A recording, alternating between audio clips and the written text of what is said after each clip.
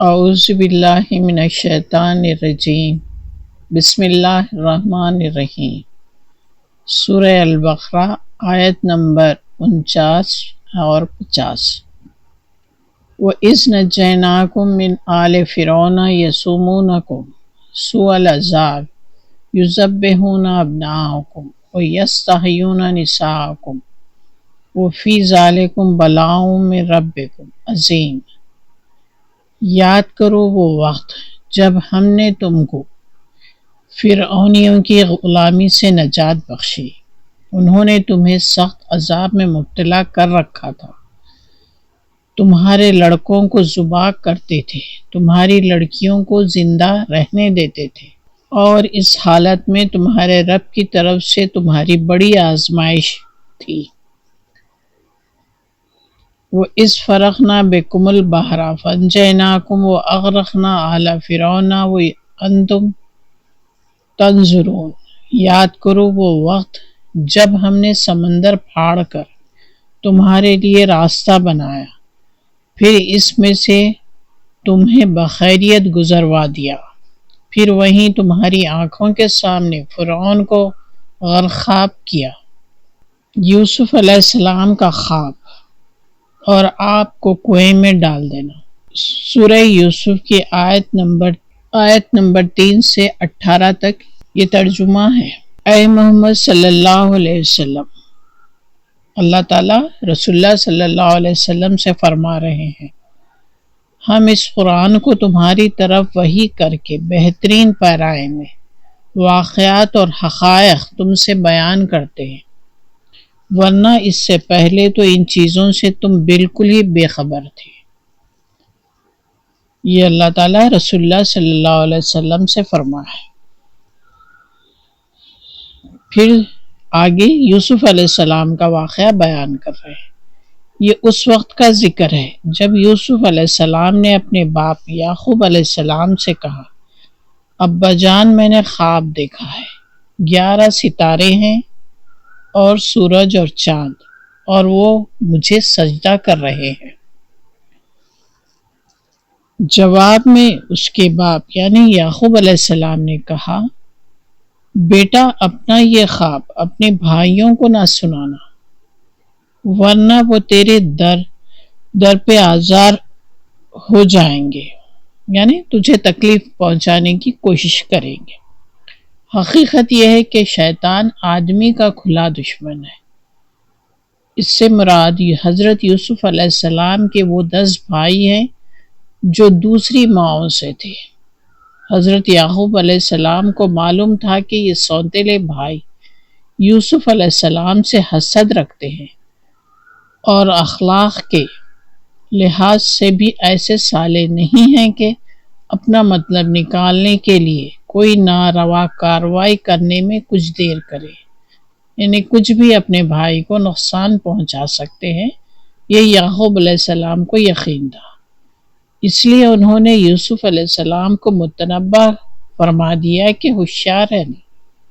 خواب کا صاف مطلب تھا کہ سورج سے مراد حضرت یعقوب علیہ السلام، چاند سے مراد ان کی بیوی یعنی یوسف علیہ السلام کی سوتیلی ماں، اور 11 ستاروں سے مراد 11 بھائی ہیں، یعنی خواب کی پوری تعبیر بتا دیے۔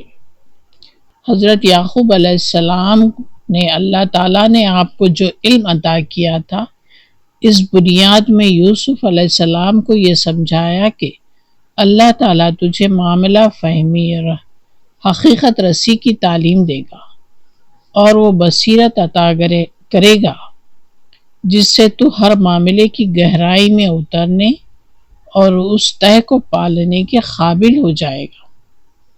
اس طرح یعقوب علیہ السلام یوسف علیہ السلام کو آئندہ زندگی پیغمبر ہونے کی پیشن گوئی کی، یعنی پہلے سے ہی اپنے بیٹے یوسف علیہ السلام کو یعقوب علیہ السلام نے بتا دیا کہ آئندہ زندگی میں تم پیغمبر ہوگے۔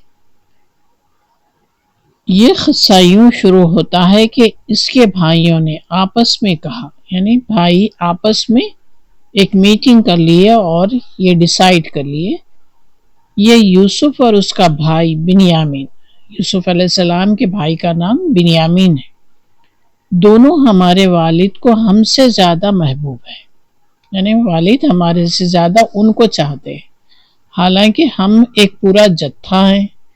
سچی بات یہ ہے کہ ہمارے ابا جان بالکل ہی بہک گئے ہیں، یعنی اپنے والد کے بارے میں غلط بیانی کرنے لگے۔ بنیامین کی پیدائش کے وقت یوسف علیہ السلام کی سگی ماں کا انتقال ہو گیا تھا، اسی لیے یعقوب علیہ السلام ان دونوں سے زیادہ محبت کرتے تھے، یعنی بن ماں کے بچے تھے اس لیے محبت کرتے تھے۔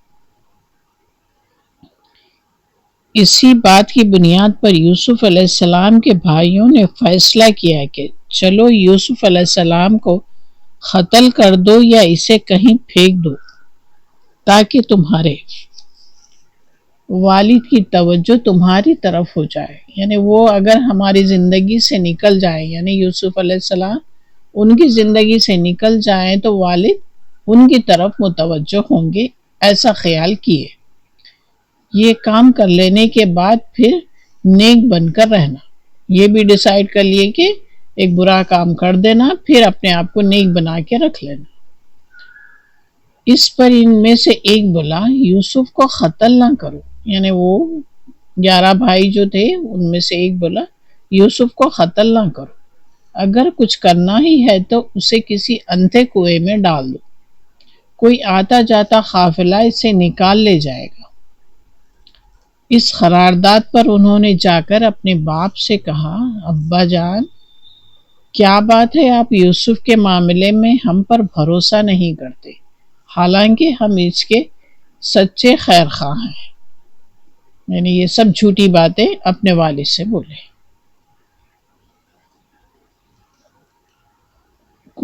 کل اسے ہمارے ساتھ بھیج دیجیے، کچھ چر چگ لے گا اور کچھ کھیل کود سے بھی دل بہلا لے گا، ہم اس کی حفاظت کو موجود ہیں۔ باپ نے کہا، تمہارا اسے لے جانا مجھے شاق گزرتا ہے، یعنی میں پریشان ہو جاتا ہوں اور مجھ کو اندیشہ ہے کہ کہیں اسے بھیڑیا نہ پھاڑ کھائے جبکہ تم اس سے غافل ہو۔ انہوں نے جواب دیا، یعنی اپنے والد کو جواب دیا، اگر ہمارے ہوتے ہوئے اسے بھیڑیے نے کھا لیا جبکہ ہم ایک جتھا ہیں تو ہم بڑے ہی نکمے ہوں گے۔ تسلی دے رہے، جھوٹی تسلی دے رہے اپنے والد کو۔ اسی طرح اصرار کر کے جب وہ اسے لے گئے، یعنی یوسف علیہ السلام کو اپنے ساتھ لے گئے، انہوں نے طے کر لیا کہ اسے ایک اندھے کنویں میں چھوڑ دیں گے۔ ہم نے یعنی اللہ تعالیٰ نے یوسف علیہ السلام کو وحی کی کہ ایک وقت آئے گا، یعنی یوسف علیہ السلام کو اسی بچپنے میں اللہ تعالیٰ وحی کے ذریعے یہ بات بتا دیا، ایک وقت آئے گا جب تو ان لوگوں کو ان کی یہ حرکت جتائے گا، یہ اپنے فعل کے نتائج سے بے خبر ہے۔ شام کو وہ روتے پیٹتے اپنے باپ کے پاس واپس آئے، یعنی جو کرنا تھا وہ کام کر کے آ گئے، کنویں میں ڈال کر آ گئے یوسف علیہ السلام کو، اور کہا، ابا جان ہم دوڑ کا مقابلہ کرنے میں لگ گئے تھے اور یوسف علیہ السلام کو ہم نے اپنے سامان کے پاس چھوڑ دیا تھا کہ اتنے میں بھیڑیا آ کر اسے کھا گیا۔ آپ ہماری بات کا یقین نہ کریں گے چاہے ہم سچے ہی ہوں۔ اور وہ یوسف علیہ السلام کی قمیص پر جھوٹ موٹ کا خون لگا کر لے آئے تھے۔ یہ سن کر ان کے باپ نے کہا، بلکہ تمہارے نفس نے تمہارے لیے ایک برے کام کو آسان بنا دیا۔ اچھا، صبر کروں گا اور بخوبی کروں گا، جو بات تم بنا رہے ہو اس پر اللہ ہی سے مدد مانگی جا سکتی ہے۔ اس طرح یہ بات کہہ کر آپ خاموش ہو گئے۔ آگے کا قصہ نیکسٹ ایپیسوڈ میں بولوں گی میں انشاءاللہ۔ اللہ حافظ۔